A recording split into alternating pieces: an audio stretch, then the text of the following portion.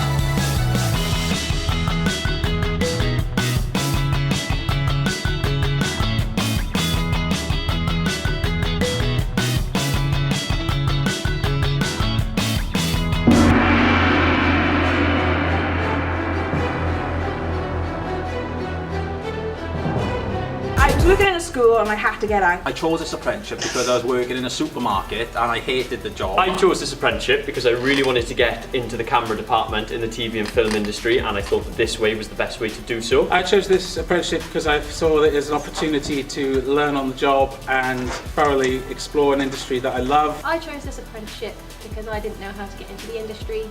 Skill Cymru seemed like the right option for me.